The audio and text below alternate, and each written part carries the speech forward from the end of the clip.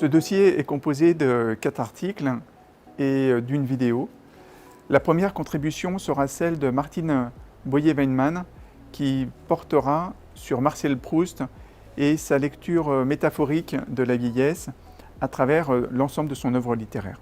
La deuxième contribution sera celle de Mathilde Rossignol-Méheust qui portera sur les résidents assistés des hospices parisiens au XIXe siècle et le regard qu'elle porte sur ces résidents comme des acteurs de leur vieillesse.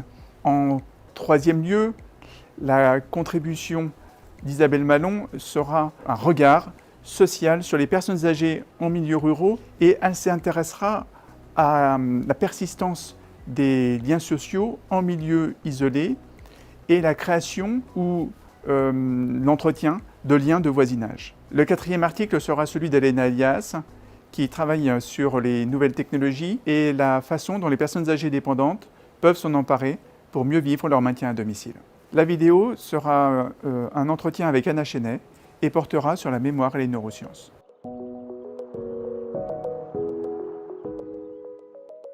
Cette question des sciences humaines et sociales autour du bien vieillir est une question ancienne, portée par la gérontologie française depuis les années 1950, qui insiste sur la compensation des rôles des personnes âgées qui perdent certains rôles et peuvent en connaître d'autres, dans le champ de la citoyenneté par exemple, ou de la grand-parentalité.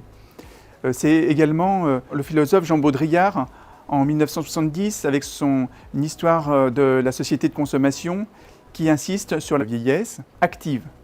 Et on passe à ce moment-là d'un regard sur le vieillard au retraité, troisième âge actif. Les sciences sociales et humaines ont permis de définir ce qu'on entendait par bien vieillir, avec 3 angles.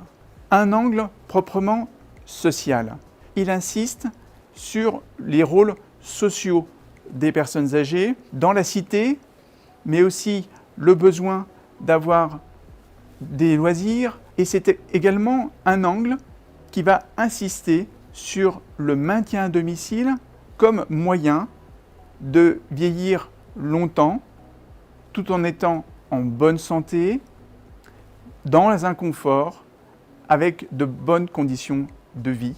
Le deuxième angle, c'est un angle psychologique. Il insiste sur le maintien des liens de voisinage, la discussion avec l'autre, la rencontre de l'autre et toutes les formes d'interaction personnelle.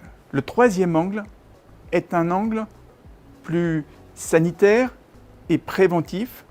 Il insiste sur la façon de prévenir les incapacités et il insiste sur l'entretien physique, sur la bonne forme. Et puis, il y a aussi une autre dimension du bien vieillir qui se développe à partir des années 1970, qui va cibler les traces de la vieillesse pour les effacer. Toutes ces dimensions sont étudiées par les sciences humaines et sociales et contribuent à construire aussi une image beaucoup plus positive de la vieillesse, une vieillesse active.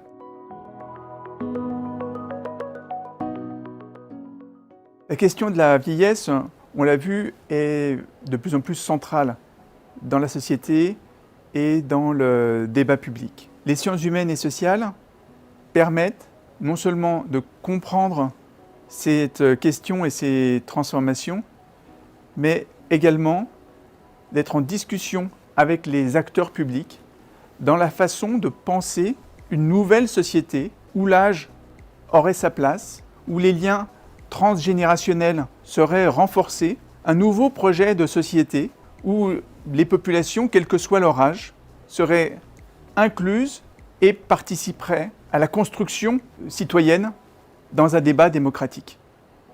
Et le moment que nous connaissons, en période d'élection présidentielle, est particulièrement